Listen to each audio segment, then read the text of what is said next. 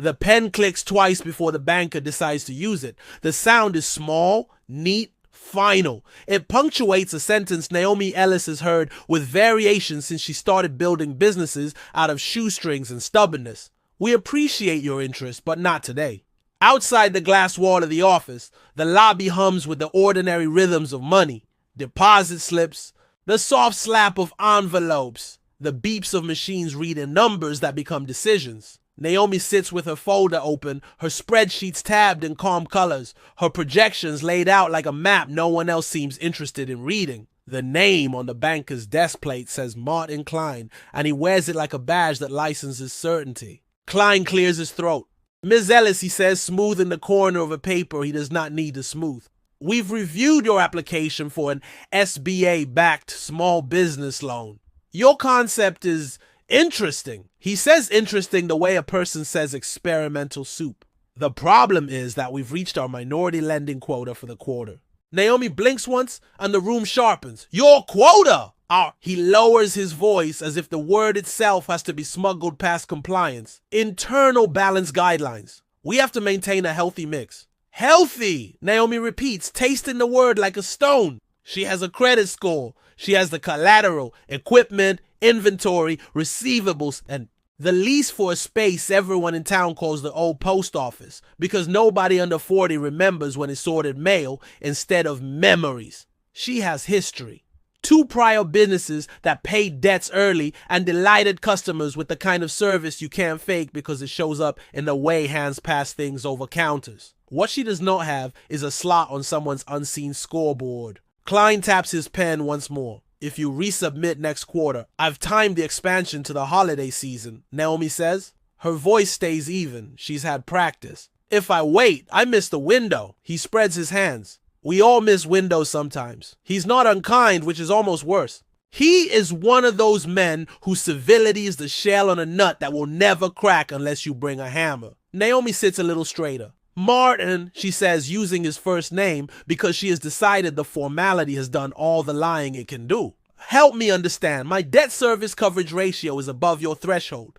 My LTV is conservative. I have purchase orders. I have letters of support from half the mainstream merchants who understand that if I open the roastery, the foot traffic benefits them too. He glances at the paper, then at her. It's not just numbers, he says, and she hears the old chorus. Fit, feel, comfort, confidence, our character. All the words that make room for the part of the decision that doesn't fit on a spreadsheet. It's a portfolio view. She nods slowly. And that portfolio view says you're out of slots for people who look like me. He doesn't flinch. He doesn't confirm. A muscle tightens along his jaw. Ms. Ellis, I can't approve this today. I'm sorry. He reaches for the folder as if the act of closing it will close the conversation. His fingers hesitate an inch above the tab, which reads Ellis Coffee Roasters. Expansion. Naomi places her hand on the folder first, not to tug it back, only to anchor something. Thank you for your time, she says. She rises, every movement precise. And for telling me. It is not the words she wants to say. It is not the fight she wants to pick at 11 in the morning with the smell of lemon cleaner in the air and the knowledge that half the lobby just watched this office fill with something cold. But it is the sentence that honors the version of her who does not spend energy trying to teach a room to see her when she has other rooms to build. On the other side of the glass, a woman in an off-the-rack navy blazer watches Naomi stand. She has a file under her arm and a travel mug that says Plan A with an A crossed out and replaced in Sharpie with Become the Plan. She sees the way Klein's mouth moves when he says no. She sees the way Naomi holds her shoulders when she hears it. She watches like a person measuring the temperature in a room, not to complain about the weather but to set the thermostat. The woman turns, catches the eye of the branch manager at the far desk, and smiles a small, unspectacular smile. The manager, gray tie, tidy hair, the kind of man who thinks of himself as fair, frowns back, uncertain. The woman holds the smile for one beat longer than a stranger would. Then she starts walking toward Klein's office. Her name is not yet on any wall in this building. The office downstairs is still full of boxes and blank nameplates. The merger documents are signed, but the announcement email is scheduled for next week. HR has a draft press release that uses the word community 7 times. The woman taps the folder against her hip and thinks, not for the first time this month, You do not buy a bank. You inherit a culture, and culture tells on itself when it thinks no one with a clipboard is listening. If this opening hits home, don't scroll past. Like to push this story to more people. Share. With anyone who's been told quota instead of qualified. Comment and tell me, where and when are you watching? Your City Plus time helps the next part reach the folks who need it.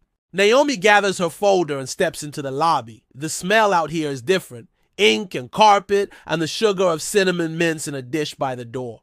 She moves like a person resisting the pull of the ground. The tellers glance up. One, her name tag says Rebecca, has the soft eyes of someone who has worked for enough bosses to know when something wrong just happened in a room she can't enter. She offers Naomi a mint without saying a word. Naomi takes it and feels the kindness melt. Ms. Ellis, a voice says, and Naomi turns. The woman in the navy blazer stands there with the file and the mug. Up close, she has the kind of face that looks younger when she smiles and older when she doesn't. She's not smiling now. I'm Quinn, she says. I'm in from corporate. She says it the way a person says I'm a meteorologist. The weather will change whether or not you like me. Naomi raises an eyebrow. Should I be worried? Only if you're Martin, Quinn says, just loud enough for the carpet to hear.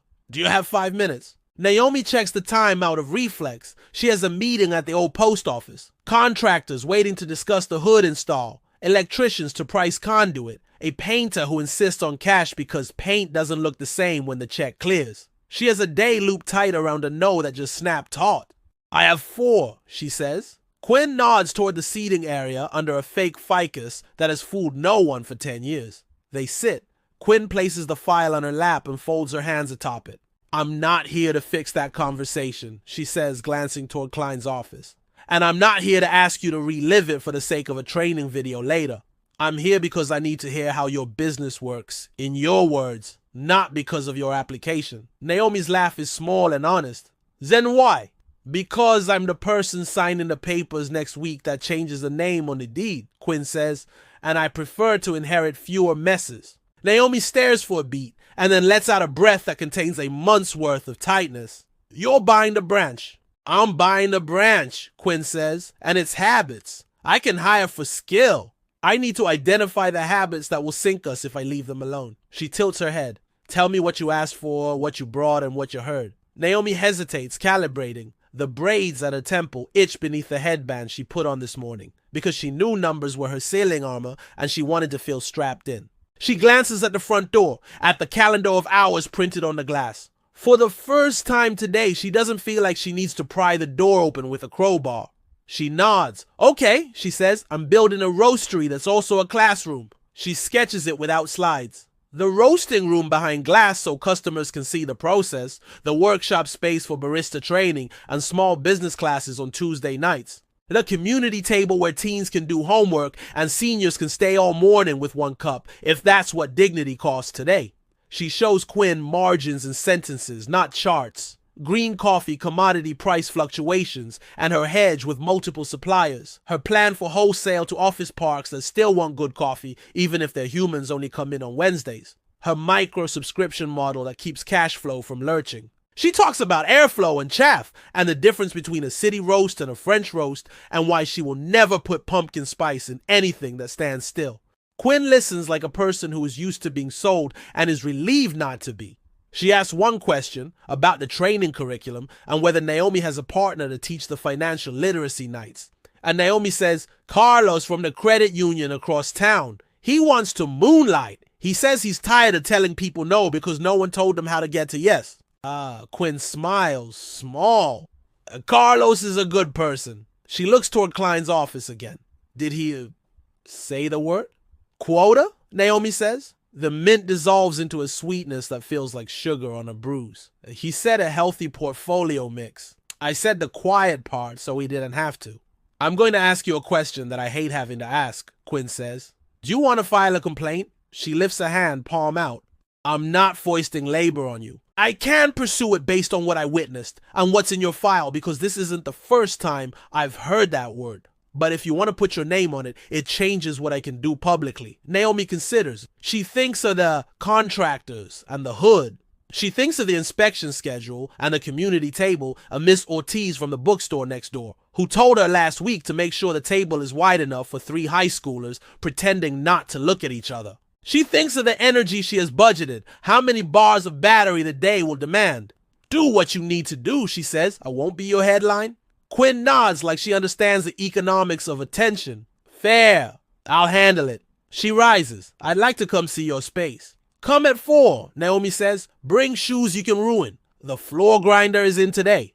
Quinn grins. My favorite perfume is epoxy. She slips her card into Naomi's folder. Quinn Hart, Regional Integration Lead. Naomi files the name in the place where she keeps useful strangers. She will revise the label later. The old post office still smells faintly of letters when you strip the paint. Naomi stands with a contractor named D'Angelo, who talks to studs like they're cousins. The grinder whines, and dust rises in a halo that the box fans can't quite push out. Naomi closes her eyes and imagines the sound replaced by the hush of a morning rush. Steam. The thump of tampers. She opens them to see Quinn picking her way across a floor that wants to eat heels. You weren't kidding about the shoes, Quinn says cheerfully, slipping booties over flats. She turns in a slow circle, mapping the future onto the bones. This is good. It will be, Naomi says. She has learned to say will with a precision that turns it into an instrument. They walk. Naomi points to the glass line, the bar, the classroom door that will stay open unless someone needs a closed door more than the room needs openness. She talks about staff and hours, and the soft launch she'll do with teachers because teachers deserve soft things first. Quinn asks a question about ventilation, and Naomi answers with a specificity that would make an engineer nod. They do not talk about quota. They do not talk about banks. They talk about building. When Quinn leaves, she says, I'll be in touch. People say that when they mean maybe. Quinn says it like a calendar entry. Naomi doesn't know yet which it is. 2 mornings later, Naomi gets an email from a domain she has not seen before. Heartlinebank.com. The logo is the green of money if money grew on trees that got enough rain. The subject line says, Orientation, Branch Transition. The body invites community stakeholders to a meet and greet next Tuesday at 9 a.m. at the Main Street branch to introduce the new ownership team and outline service priorities. It lists a handful of names. The last line is the one that makes Naomi sit down.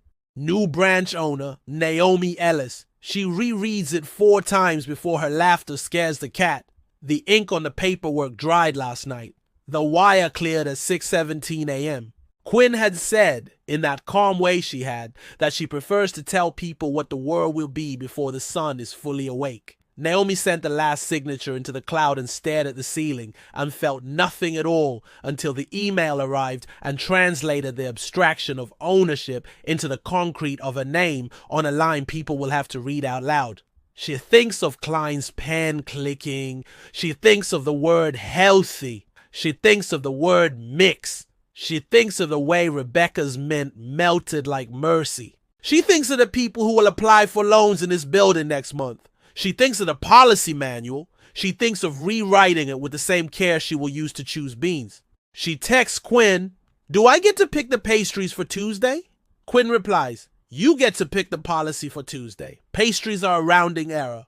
The email goes out to the branch staff at 6:30 a.m. just before the doors open. It is polite and bland in the way HR has perfected, full of phrases like continuity of service and commitment to community banking. It says the new ownership will be on site for a listening session at 9. It says coffee and pastries will be provided. It does not say the applicant you turned down on Monday will be sitting at the head of the table today because she signed the wire that brought the room to Hill. Naomi arrives 10 minutes early because she does not intend to enter anything late that will become a story.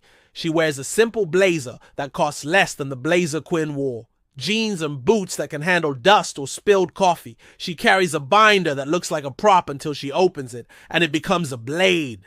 Quinn meets her at the door with 2 lattes from a place that doesn't burn milk. Ms. Ellis, she says, voice dry. Welcome to your branch. Naomi looks at the lobby. It is the same lobby where Rebecca offered a mint. It is the same lobby where a mother is now balancing a toddler on one hip while filling out a deposit slip with the other hand. It is the same lobby where a man in a jacket who remembers better days is squinting at the ATM instructions. It is a new room because she says it is. The staff filters in. tellers, 2 mortgage officers, a wealth advisor with cufflinks that look like tiny anchors, and the branch manager in the gray tie. Martin Klein arrives last, his face wearing the expression of a man asked to attend a performance evaluation in a room with witnesses. His eyes slide to Naomi and away and back again, trying to reconcile categories. Applicant and owner ask and answer Monday and Tuesday. Quinn opens. She does not waste syllables. "Good morning," she says. "Thank you for being here. 2 things before we begin. 1, this is not a test. 2, everything you say is on the record of how we will become better." She turns to Naomi. "Your new branch owner would like to speak." A whisper moves through the room. Some faces register surprise. A few register the deeper surprise of recognition. Rebecca's hand goes to her mouth. The manager's jaw flexes. Klein picks a point on the far wall and tries to stare it into a portal. Naomi stands. She does not clear her throat. She does not apologize for existing. "Good morning," she says. "I'm Naomi Ellis. I'm a business owner in this town. As of yesterday, I'm also the owner of this branch." She lets the sentence sit until the air accepts it. "I grew up across the river. My mother worked 2 jobs and taught me to add on the back of envelopes. I have made payroll and missed sleep and learned that you can build a life with a ledger and a deep faith that people will show up." She opens the binder. "I'm going to tell you a story about Monday." Klein shifts. The manager clears his throat. Quinn's face does not change. It never does when the truth is about to make someone uncomfortable in the direction of growth.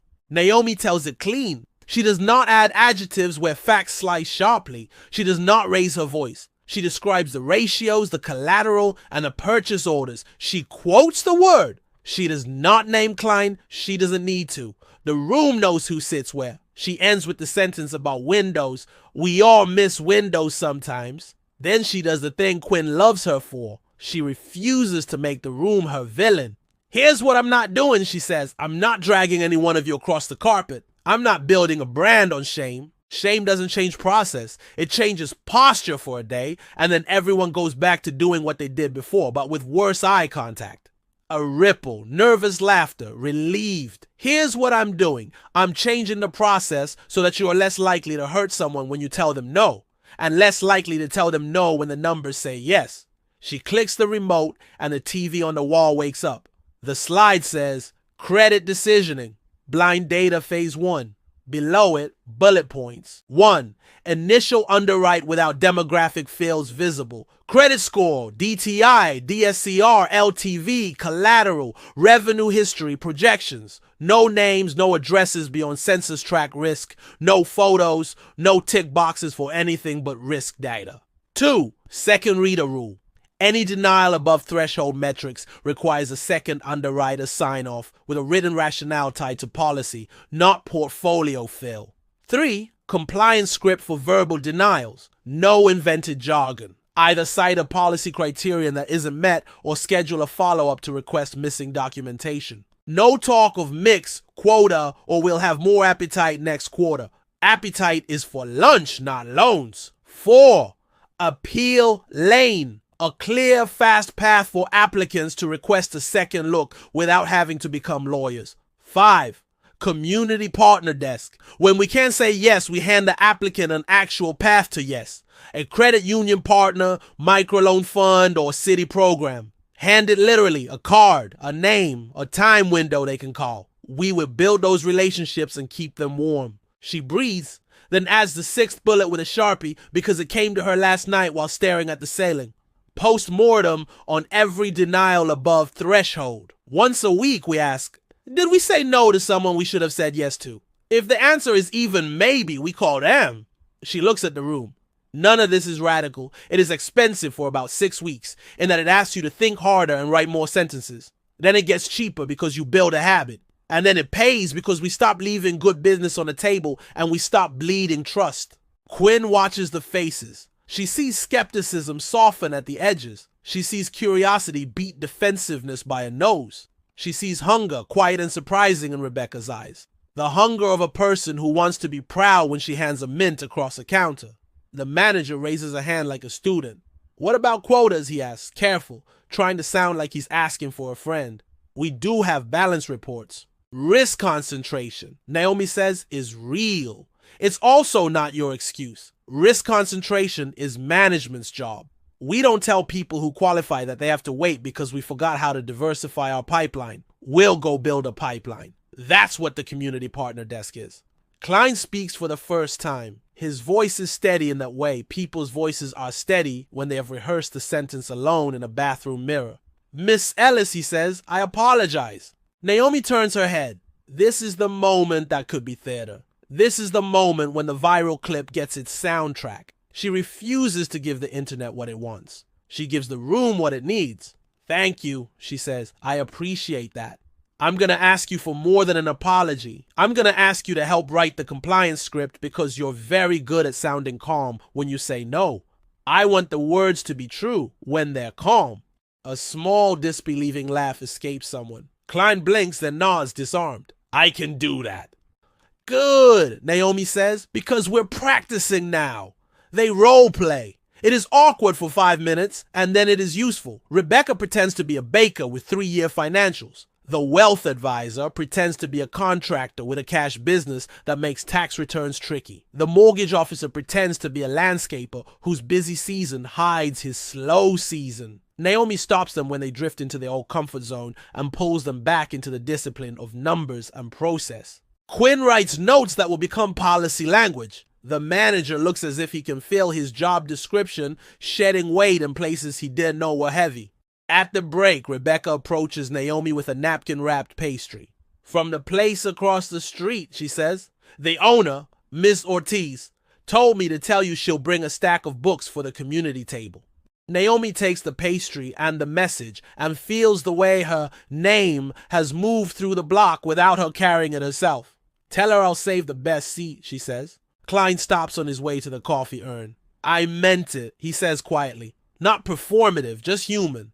I shouldn't have said what I said. I've been here a long time. I forgot that the policies belong to people. Naomi nods. They do. I'm not trying to make your job harder. I'm trying to make it worth having. He looks at her with an expression she does not expect. Relief. Thank you, he says. And it sounds like a sentence he hasn't been allowed to speak to a boss in years. The listening session turns into a town hall because word gets around faster than HR schedules intend. A contractor asks if the bank will consider equipment loans if the collateral is specialty gear with no mainstream resale value. Naomi says yes with a proper appraisal that doesn't pretend value is a thing only auctioneers can see. A teacher asks if the bank will sponsor the Robotics Club. Naomi says yes because she will need technicians who can fix roasters, and kids who like to fix things grow into adults who like to fix things. A man with a voice like a gravel road asks if the overdraft fees are going to keep mugging him. Naomi says no, they're going down, and the man's face does a math she wishes she could put on a billboard. When it's over, Quinn stands with her by the door, while people shake hands and tell stories about loans that built businesses and loans that broke them. You did well, Quinn says softly. Naomi exhales. I kept wanting to say more. You said enough, Quinn says. You left room for them. She tilts her head. How's the roastery? Or the hood arrives Friday, Naomi says. If you know anyone who wants to carry ductwork like it owes them money, send them over. Quinn laughs. I'll send the compliance team. They stand for a beat in the doorway where the light from the lobby meets the hallway shadow. Naomi looks at the branch like a person looks at a house she has just decided to love. Aware of the work. In love with the bones. Tomorrow, she says, we start blind underwriting. Tomorrow, Quinn agrees. Today, eat the pastry. The first week is a study in how fast a habit can adapt when you give it a handrail. The blind data phase forces underwriters to look at numbers like they are numbers, not portents.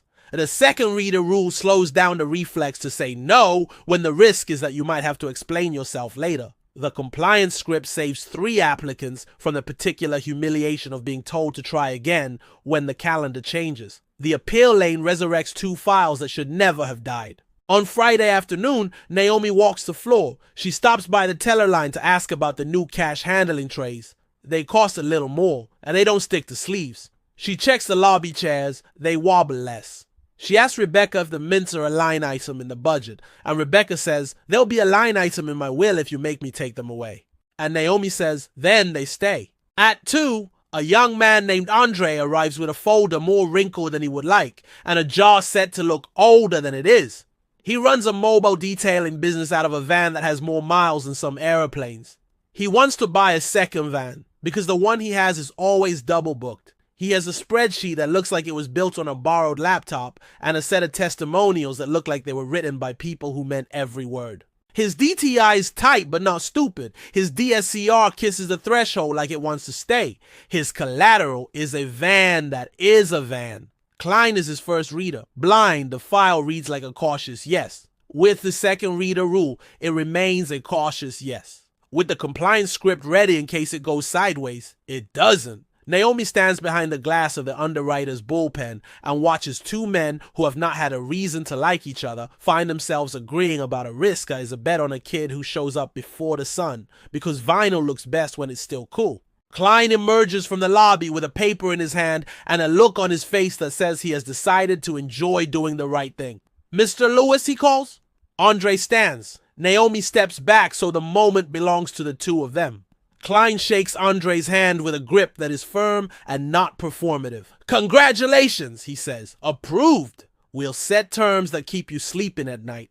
Andre blinks as if his body doesn't yet know how to hold good news without flinching. Then he grins so hard his eyes disappear. For real? Ah, for real, Klein says. He tilts his head toward Naomi, who is far enough away to be background. We've changed how we do things. You're the first of many I hope we see. Andre turns to Naomi without knowing who she is and says, thank you. She nods because the thanks belongs to a room, not to a person. There are hiccups. An older customer grumbles about newfangled procedures when asked to sign a consent for digital notices. A wealth client wants to know why overdraft protection no longer lets him treat the bank like a personal loan shark. A staffer resists the second reader rule because he hears it as a vote of no confidence. Naomi listens, adjusts language, holds the line where the line matters, and moves it where it doesn't. The line turns into a lane, turns into a road. The complaint Naomi did not file becomes a process Naomi did initiate. Compliance investigates quietly, as they always do. The report uses phrases like inconsistent application of policy and exposure to liability. It recommends training. Naomi recommends something else. Metrics. She wants denial patterns measured and discussed monthly. She wants the reasons mapped against policy, not against vibes. She wants to see the overfit, where rules have been applied too strictly to cases that deserve nuance, and the underfit, where rules have been ignored because habit likes shortcuts. Quinn smirks when Naomi uses the words overfit and underfit. You speak my spreadsheet, she says. I speak survival, Naomi says. Turns out they rhyme. The roastery's hood arrives on a Tuesday, 20 minutes before a thunderstorm. The crew wrestles ductwork through the back door while lightning counts off the seconds. Naomi stands in the doorway in boots that once stood in another doorway of another business that started as a dream and became a reality. She texts Rebecca, soft launch for teachers next Friday, free drink 7-9. Rebecca replies with a string of exclamation points and an offer to bring mints in a bowl that Naomi cannot deny. Opening day for the roastery is not grand. It is deliberate. Naomi does a quiet ribbon made of string and she ties herself. She invites the barber from down the block and the woman who runs the daycare and Miss Ortiz from the bookstore with the wide table recs. She invites Quinn, who shows up in jeans and a blazer that looks less corporate than it did last week. She does not invite the internet. The internet might come anyway if it hears about the biscotti. By 10, the line is 5 deep, and the sound in the room is the sound Naomi imagined when the grinder whined, steam. The whisper of cardboard sleeves, the ocean hush of people finding reason to stay. At 11, Andre pulls up in a second van that still smells like a dealership and security wrap. He orders 4 cold brews like a man who has discovered a ritual worth having. He takes a photo with Naomi. He will send it to his mother with the caption, "Look, Ma, a bank said yes." At noon, a TV crew appeared because someone tipped them, and the internet had to follow its nose. Naomi gives them 30 seconds of sentences they can cut into something decent. She does not give them the clip they want, the one where she points at Klein and says, you did this. Instead, she talks about systems and windows and how a city grows in the direction of its yeses. Klein watches from the edge of the crowd. He is wearing a shirt without a tie and a face without its old armor. He steps forward when the camera moves on. I didn't know if I should come, he says, hands in pockets like a boy. You should, Naomi says. You helped Andre today. He nods. I keep waiting for the other shoe. There is no other shoe, Naomi says. There's only work, and then rest, and then work. She hands him a cup. Drink the good stuff. He sips. It's good, he says, startled, as if he has just learned that coffee can taste like something other than a morning you have to survive. That afternoon, Naomi stands behind the bar and watches the door the way she used to watch the door of the small studio she rented when she couldn't afford a real storefront. People come in, people go out. Money moves like a current that lifts more than it drowns. She thinks of the sentence she wrote at the bottom of the policy slide. We will not leave good business on the table. We will not leave dignity on the floor. The bell over the door rings. Quinn walks in holding a stack of papers that look like minutes and a smile that looks like relief. We closed the last of the merger compliance items, she says. We're officially official. Naomi exhales. Good. Quinn glances around. You look like a person who is about to crash. I look like a person who is about to make one more decision and then crash, Naomi says. She lifts the sign she sketched on a napkin yesterday. Community Microloan Fund, launching soon. Beneath it, she has written $505,000. Fast lane, classes, plugs, capital. She sets it on the counter. Ambitious, Quinn says, respecting the word. Necessary, Naomi answers. Not everyone needs a van. Some people just need a better oven, or a deposit, or a month. You'll need underwriting, Quinn says, because she is the person who hears the bones under music. I'll need a partner, Naomi says. Carlos from the credit union is in. He says he wants to spend more nights saying yes. She looks at Quinn. You in? Quinn doesn't hesitate. I'll bring compliance so you don't build a miracle and then crash it into a regulation. She tilts her head. And I'll bring pastries. Pastries are a rounding error, Naomi says, smiling. Not in my heart, Quinn says. They laugh. The room moves around them like a tide that has learned where the rocks are. Naomi looks at the table by the window where 3 high schoolers are pretending not to look at each other and sees that the table is wide enough. She looks at the corner where a retired teacher is reading a book that Ms. Ortiz surely put in her hands. She looks at the door and sees Klein step outside into the sun that has burned through the morning's thunder. She thinks of the first no. She thinks of the way the word quota sat in the room like a bruise. She thinks of the way a policy can turn into a person's day. She thinks of what it means to own a building where people walk in afraid and walk out with something like a plan. At closing, Naomi wipes the counter with the slow attention of someone who has decided not to hurry. The last good thing she will do today. She turns the sign on the door. She stands for a moment in the quiet. She hears, in the hum of the refrigerators and the tick of settling metal, a sound she decides to call yes. On her way out, she stops by the branch next door. The lobby is empty except for Rebecca, who is counting her drawer. You did it, Rebecca says. We did it, Naomi replies. Rebecca holds up the mint dish. One for the road? Naomi takes one. For luck, she says. Outside, the sky is the color of coffee with too much milk, which is a color Naomi has learned to love. She pockets the mint and walks home past windows where people are closing up, turning signs, counting days. Tomorrow will ask for more yes. She is ready to answer.